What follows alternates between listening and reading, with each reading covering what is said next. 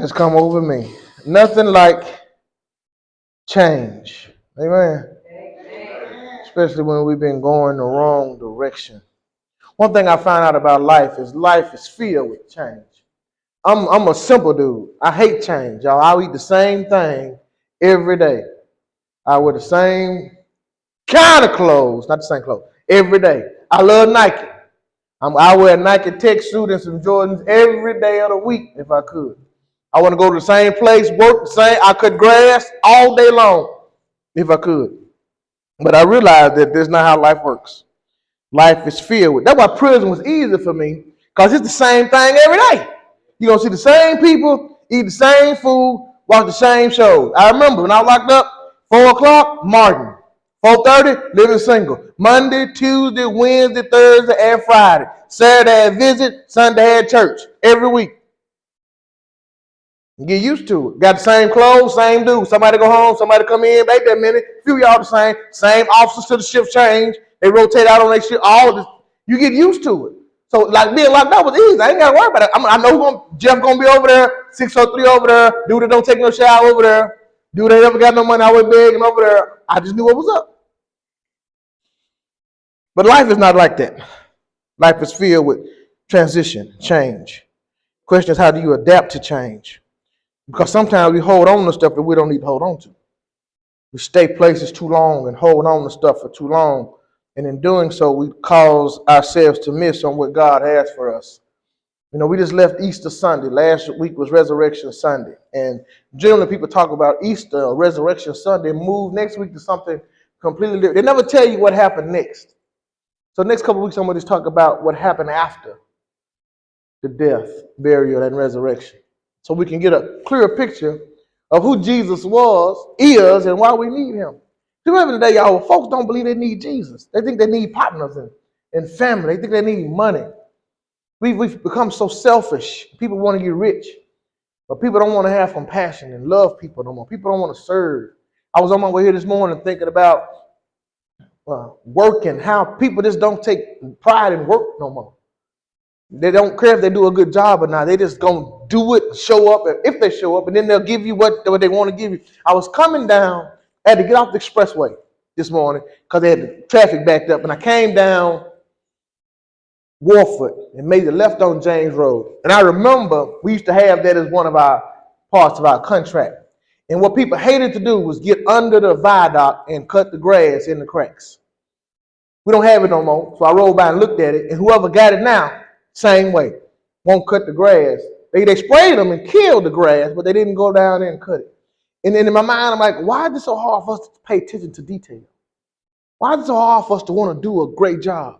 Not because we're going to get paid for it, not because people are going to pat us on the back, but because if I'm going to put my hand to anything, I'm going to do it the best way I could. My mama told me when I got in trouble, she said, boy, when you F up good. Yeah, mom, if I'm going to do it, I'm going to do it right. What's the point of me being stupid and just being a little bit stupid? So I value folks as they're going to be ignorant. Be all the way ignorant. Don't be a little bit ignorant, a little bit small. Be ignorant. Nigga, be gone. That's what you're going to do? Do that. But if you're going to turn your life around, do that too. Because once you turn your life around, there ain't no more ignorant. Turned around. Today I want to talk to you about the power of love. Stacy, I believe Stephanie Mills had a song, I Learned to Respect the Power of Love. Yeah, you know that, Michelle, you know that, don't just pain. Remember that song? Learn to respect. Know that one, the power of love. Because love has power. And as Jesus was being crucified, he exhibited love. Love, y'all, is an action word. It's an expression. But we've whittled it down and reduced it to being a feeling. And we've let our lives lead us based on a feeling that's not really a feeling. Meaning, when you get in a relationship with somebody, y'all looking at each other googly-eyed, and now you want to be exclusive. You don't want her touching nobody else. She don't want you touching nobody else. Y'all ain't supposed to be in nobody else's inbox. So the first thing you say, do you love me? Yeah, you know, Rick Ladd, do you love me? And then that's game up, and depending on the answer, and you got to think for your answer, because if I say yeah, she gonna have some expectations. And I don't know if I want to fulfill those obligations right now, so I may not say nothing. I may just say, okay. Yeah, you cool. Because once I say I do love her, now she gonna expect me to text her in the morning and text her in the evening, and when she bored, ain't gonna do. She want me to skip work sometime because she lonely, and I ain't gonna do all that. So do I want to say yeah or no, or vice versa? Some of y'all be tricking people, manipulating folk with that love word. I ain't gonna call nobody name in the back, but yeah, be like, yeah, girl, I love you. Yeah, girl. Because once you say, yeah, I love you, all of a sudden the door open. things change then. And she see her eyes get brighter. And she shares more. She's willing to share herself more because she feels like the word you've spoken has given you entrance to her soul. And now you're going to protect her and care for her and fill the voids that she has, because she doesn't truly understand love either. And she assumes when you say yes, you love her, you're going to be the answer to all of her troubles. It's unfair, it's misguided, and we don't really understand that, because you can't truly love another until you love yourself first. But what we do is we have holes and expect other people to fill our holes by saying they love us and then coming in to fill those voids. So if they don't give us what we're looking for, now we're upset with them because they're not filling my gaps. It's not somebody's responsibility to fill your gaps. Understand? No one else can complete you. You have to be complete and then offer your complete self to someone else. Broken people can't be in relationships because they're codependent. You broke, she broke, now y'all broke together, and we're nigger rigging each other's lives to try to make it work. So the minute something go wrong with herself, now I got a problem with her because she mad. What you mad at her because she mad for? She can be mad sometimes. But since she mad, she can't give me what I need. And since I can't get what I need from her, I got to be mad at her now because she ain't fulfilling my needs. Then what I'm talking about, I'm going to get back on pressure. Love is an action word. Love is an expression, not a feeling. It's supposed to be exhibited, and it should be felt. And if I tell you I love you, children are a good example. Those of us that have children, we know one thing. If our children are hungry, no matter what they did at school, no matter what they just did in the bathroom, they could have stopped the toilet up in the whole bathroom floor full of mess. But they hungry. What you gonna do? Feed them. Ain't nothing to talk about. Ain't no looking at, boy, I'm so sick of you. Get out of my, ain't none of that. You're gonna feed your children because you love them. That's what love is. It's an action. Love, my definition for you is love is putting someone else's wants, desires, and feelings above your own. When I love you, I'm going to do stuff for you to make you know that I love you. I'm sorry. LL Cool J had a song. He said, I need love. Yeah. He said, I lay down my jacket so you can walk over a puddle. I'll give you a rose. Pull out your chair before we eat. Kiss you on your cheek and say, ooh, girl, you so sweet. It's deja vu whenever I'm with you. I could go on forever telling you what I do, but where are you at? You're neither here nor there. I swear I can't find you anywhere. Damn sure ain't in my closet or under my rug. This love search is really making me bug. So if you know who you are, why don't you make yourself seen? Take a chance with my loving. You'll find out what I mean. Fantasies can run. I'm sorry. As you can tell, I've been in love before. Because Lenny Wilkins came back. Lenny Williams, she said, oh. I cry.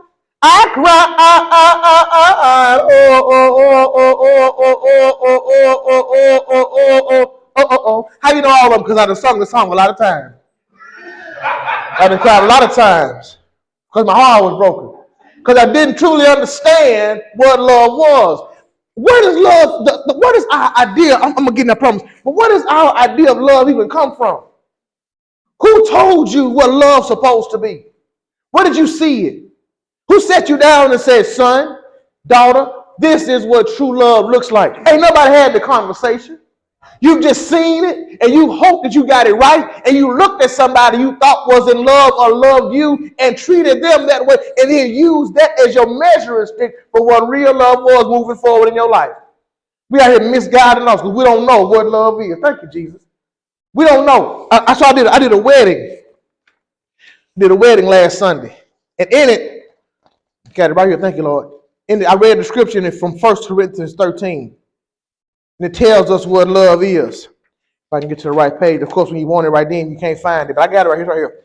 It says, if I speak of the tongues of men and of angels, but have not love, I am a noisy gong or a clanging cymbal. And if I have prophetic powers and understand all mysteries and all knowledge, and if I have all faith as to remove mountains, but have not love, I am nothing. If I give away all I have, and if I deliver my body to be burned, but I have not love, I gain. He said, love is patient.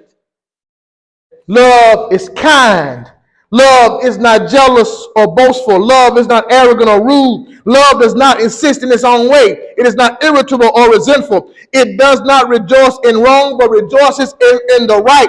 Love bears all things, believes all things, hopes all things. Love never fails.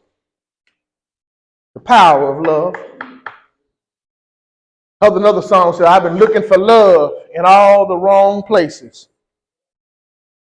That's our testimony here. I know me, I did. I thought I could find my love in the bottom of a bottle. I thought I could find my love at the strip club. I thought I could find my love at the nightclub. I thought I could find my love when it was easy, but love ain't easy, y'all. Love is hard. Love takes work. Love is action. And when things get hard, that's when you can tell if love is real. When it gets difficult, you can tell. How do folk act with you when stuff get hard? That's how you can tell if the love is real. Bible says in chapter 27 of Matthew, talked about Jesus on the cross. Remember, he walked down, he had to walk to the hill called Golgotha. And he's walking down the hill, he's got his cross on his back. And a man named Simon is there walking beside him. And they tell Simon to help him bear his cross. This is what we pick up now in 33. Verse 33 of chapter 27, the Bible says, and they, when they come into a place called Golgotha, that is to say a place of skull, they gave him vinegar to drink, mingled with gall. And when he had tasted thereof, he would not drink. That is important because the vinegar, what they gave him, was supposed to be like an anesthetic to help him deal with the pain of being crucified. No one ever told me that. I did some research and found that out. It wasn't so he could spit it out. That they tricked him. They think it was water. No. If you ever had a girl that had a baby and she's getting ready to have the baby and she's in labor, the doctor says, "Do you want to have natural birth or do you want an epidural?" So somebody been in the delivery room. They asked him, "Do you want the epidural?" That roll over, put that needle in her back, and tell her lay real still. I've been in the doctor's office a few times. Because the purpose of the epidural is to remove the pain of childbirth so the mother will continue to have the baby without restricting the baby's canal and killing the baby. Because I ain't never had a baby, so I don't know. But I know some women have. And they tell me it hurt. They tell me it is the most painful thing they've ever experienced. But I done watched it, Miss Charlene. I done seen the crown of the head bust open. And when I saw that, I was like, oh my God, this got to hurt. Oh, that thing, I was like, oh! Then, no, the pet trap, they barely see the crown of the head, but then the shoulders come out. I said, oh my God, Lord have mercy. And they turn that just sideways, oh! I get so weak, like, how in the world that happened right there? Then the baby come out and close back, go, whoop, it just go right. Like, wait a minute. Like, what just happened? In my mind, hold on, something going through my mind at this moment. What just took place? And all I could do was cry. Every time, I did cry. Every time. And that failed. I'm sorry. The reason I bring it up is that he's about to be crucified. And they will offer that so the person could endure the pain and not die on the cross too fast. Okay. Verse 20. And they crucified him and parted his garments, casting lots, that it might be fulfilled which was spoken by the prophet. They parted my garments among them and put upon my vesture, and they cast lots. This is where people get the scripture from that you are not supposed to gamble. Casting lots was gambling. So that what they tell us, and theologians say, after Jesus was crucified, they took his clothes and they gambled for his clothes. Thus the term casting lots. And while preachers have interpreted that as it's the sin, the gamble, because they did it with Jesus' clothes. I'll let you make a decision on your own on that. Verse 36, and sitting down, they watched him there. The guards had to watch him because they thought that since he had testified he was going to take himself back up, that his disciples may snatch his body because he was dead and couldn't live. They were going to take his body and then lie about the fact that he raised himself from the dead. 37, and he set up on his head his accusation written, "This is the King of the Jews." So they have crucified him. And while they have him crucified, they put a cross to the top of his cross. This is the King of the Jews. They're trying to mock him, trying to be funny. What they don't know is all they're doing is solidifying the fact that he is who he says he is, because when he raises himself up in 3 days, they can't argue the fact because they put it up on there. Anybody ever mocked you and laughed at you for something, not realizing how powerful you really were? And while you're saying it to be funny, the Lord going to bring me in and it's going to come to pass. They said stuff about you that, yeah, ha, ha, because you said it was going to happen and they didn't believe you. They begin to use it like it's a joke. And then before they know it, what they said in a mocking way, God has used and it elevated you to their position. And now they can't act like they don't know what you mean. Then, verse 38, where there are 2 thieves crucified with him, one on the right, another on the left. Remember, they crucified him between 2 thieves. And they that passed by reviled him, wagging their heads. So remember I told you when they crucified a person, it was a spectacle. Kind of like when you watch the movie Gladiator, you see them in the middle of the thing and they fighting the animals and all that, everybody cheering. And so that crucifixion was a spectacle.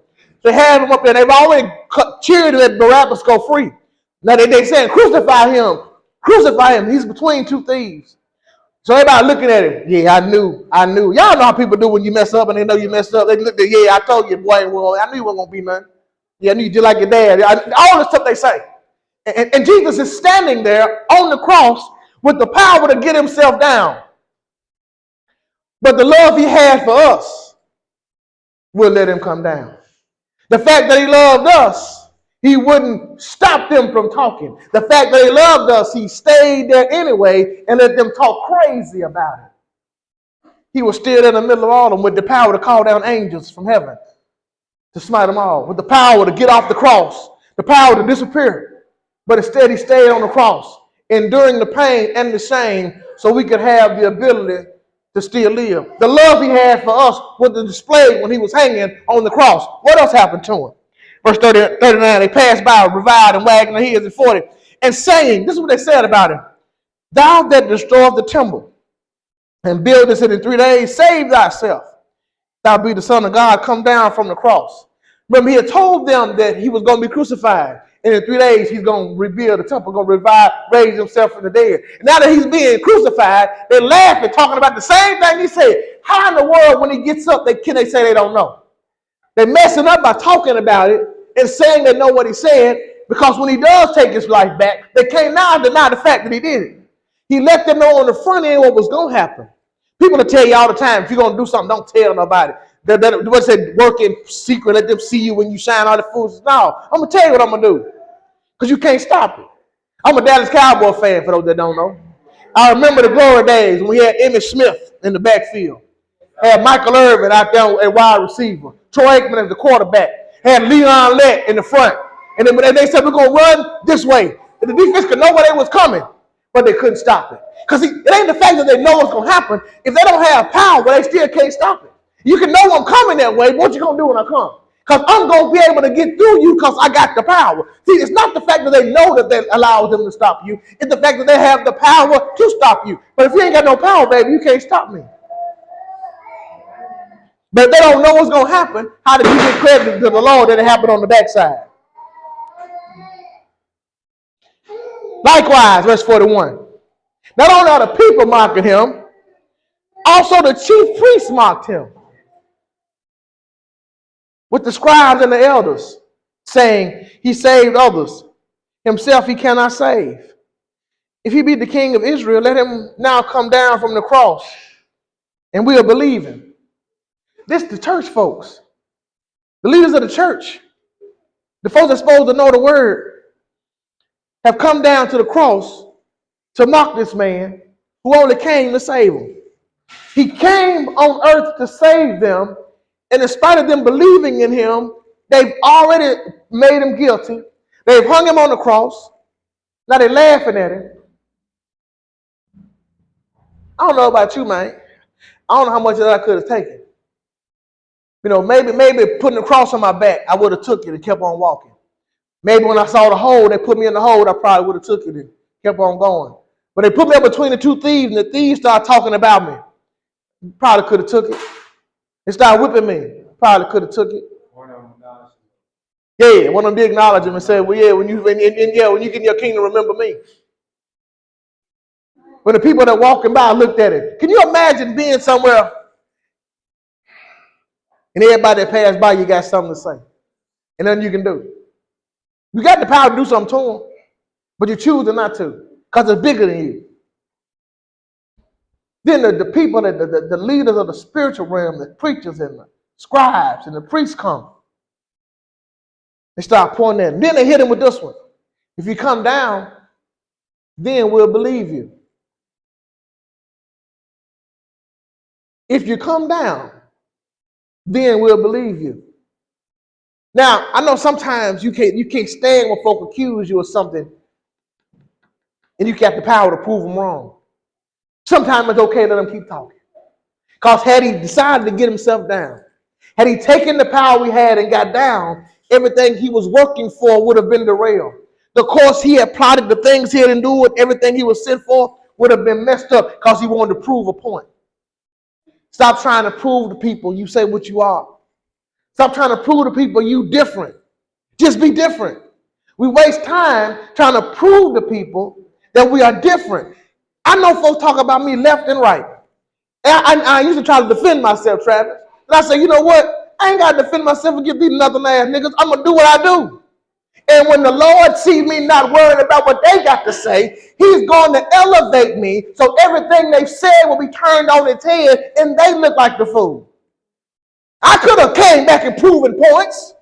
I could have taken an opportunity and said, no, that ain't true. This what happened. This where I was. This what I did. I ain't did that. But if I would have stopped going where I was supposed to go to handle that foolishness, the goal wouldn't have been accomplished.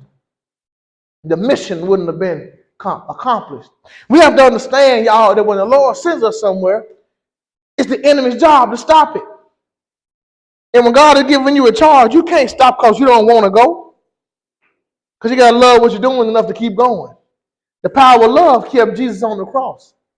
The power of love keeps you focused on your mission. And when you get weak and when you feel like you can't go no more, that's when you call on God to give you strength. If you could do it on your own, you would need him. You know, I was looking at the news this morning, y'all, and I saw that there's been an uptick in fentanyl use. I remember the crack epidemic. See, some of y'all too young to know this. In the late 80s, before crack hit hard, you didn't really have what you would call junkies. You had a few people that got high, but no one knew. You had more alcoholics and people that was drunk that we knew about than junkies. The people that got high, you didn't know, they were hidden. But then crack came. And in the late 80s and 90s, crack was so strong that it made professional people that had spent all their money do unseemly things and walk around like zombies at 2 o'clock in the morning, trying to find the next hit. And when it happened, it destroyed the neighborhoods. The power dynamic shifted. The young 16-year-old with crack was able to have sex with the 50-year-old beautiful woman, Miss Parker, because she had no money. So now she become B's and H's as opposed to Miss Parker because she owe him money now. And then those of us that were in that era are now grandparents.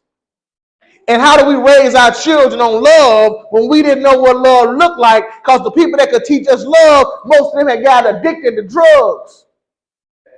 So they didn't show us what love looked. My mama didn't hug me. My mama didn't tell me she loved me because she was sprung.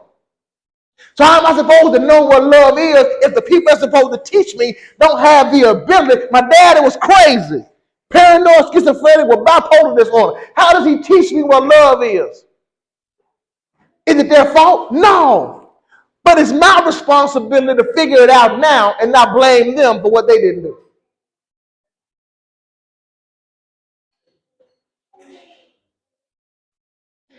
The purpose of the drug use, y'all, was to help them deal with life.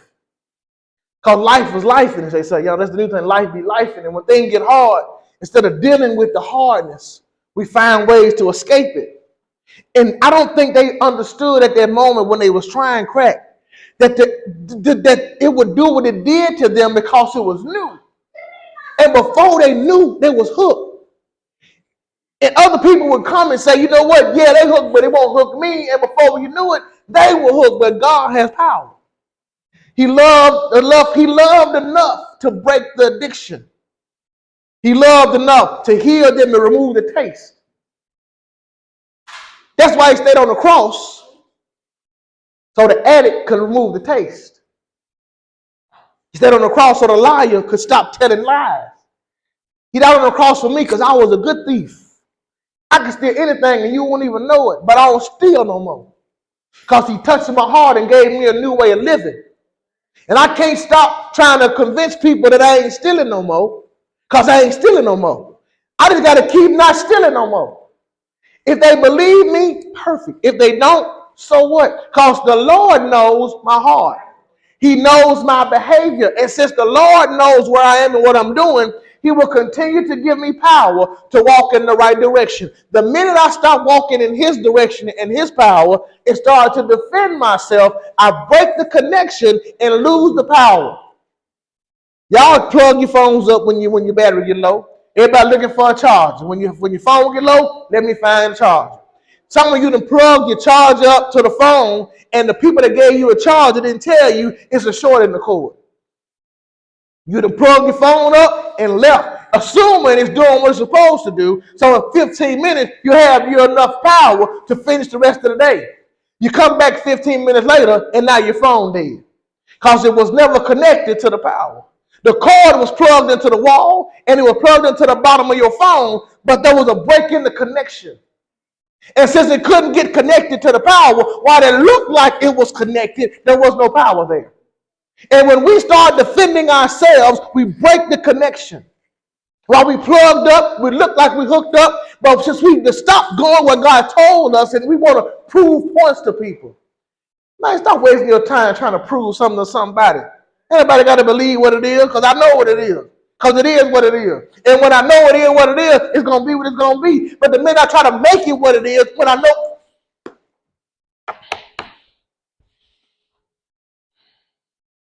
Verse 42. Preachers, he said, he saved others. Himself he cannot save. If he be the king of Israel, let him come down now from the cross, and we will believe him. Now imagine this. All these people watching. You already ashamed. And they tell you, well, if you come down, we'll believe you. And they're the leaders of the community. So the crowd saying, yeah, come on down. Yeah. Since you said, if you say that, yeah, come on down then, bro. Hop down, my nigga. Get down here. If it's that, we'll follow you if you come down. Can you imagine having it in and say, you know what? I'm going to stay anyway. I'm not going to come down. Everybody looking at you like you crazy. Everybody saying if you come down, we'll follow you. Not only the people, the leadership. Everybody say if you come down, you'll be him. We're going to treat you like him if you come down. Verse 43, he trusted in God. Let him deliver him now. If he will have him. If he will have him, for he said, I am the Son of God. They said, if you are the Son of God, why don't God come and save you?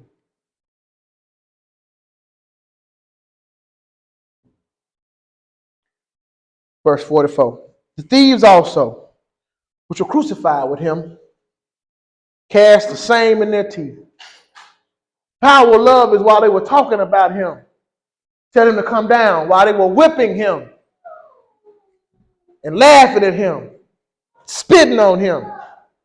He said, I'm going to stay up here because sister's going to need saving. I'm going to stay up here because Miss Charlene going to get addicted and going to need to come off the crack. I'm going to stay up here because DeAndre going to be stealing and he's going to need opportunity to turn his life around because he's going to have kids.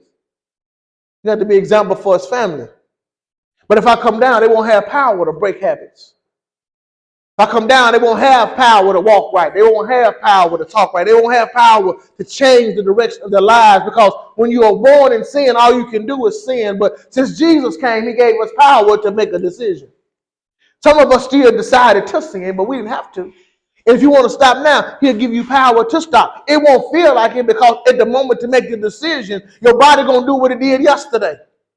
But your mind will give you what to do today. And you got to then say, you know what? I know what it feels like. I know what it looks like, but I don't want that no more. I want something different. And since I want something different, Lord, I need your power to make a decision now that's different than the decision I've been making.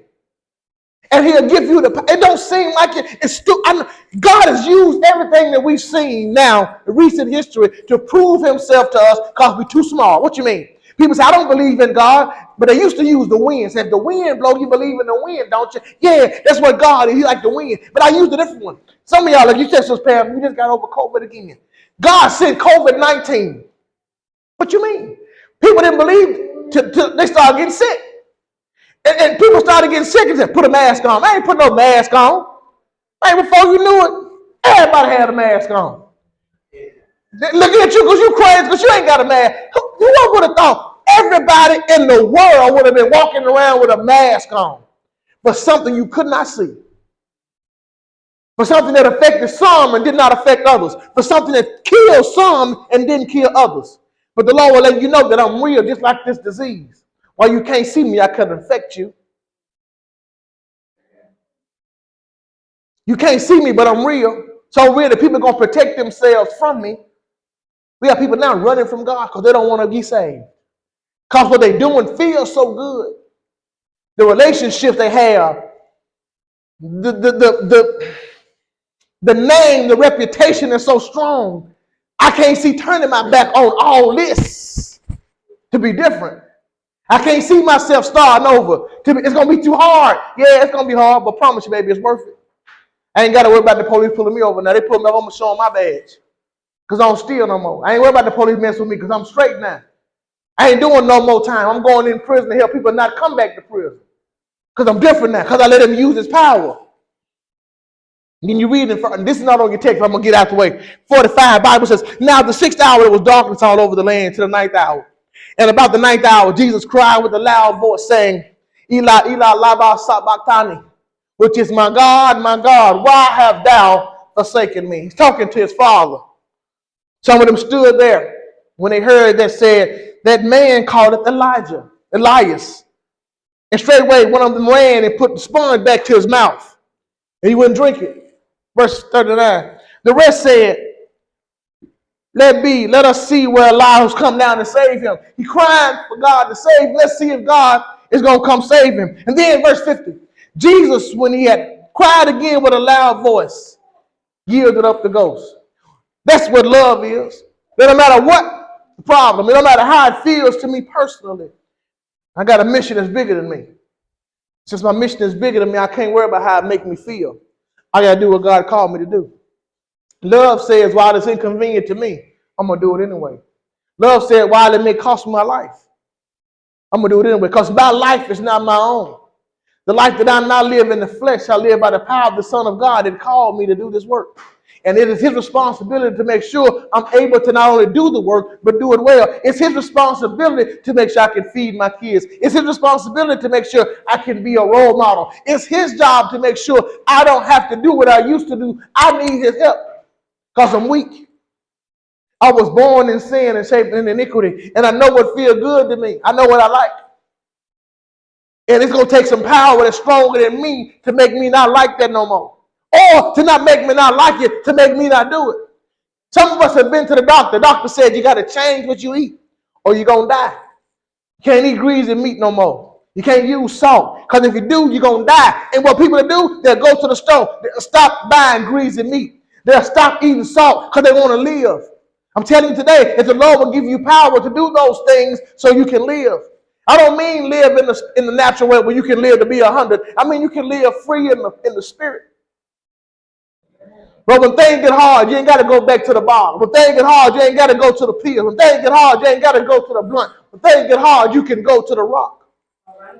I ain't talking about the rock that comes in 10s, 20s, 50s. Not that rock that you can break off. I'm talking about the rock. The rock that when you strike it, come out water. The Holy Ghost. That rock. If you ain't tried it, I dare you to try it. I challenge you to give Jesus a try. You done tried everything else. And where did it get you? I challenge you to try God. I don't mean say it with your mouth. I mean do it with your heart. I mean walk right, talk right. Let him lead you. Trust in him. When it get hard, stay the course, baby. Don't quit because it got hard. It's supposed to be hard.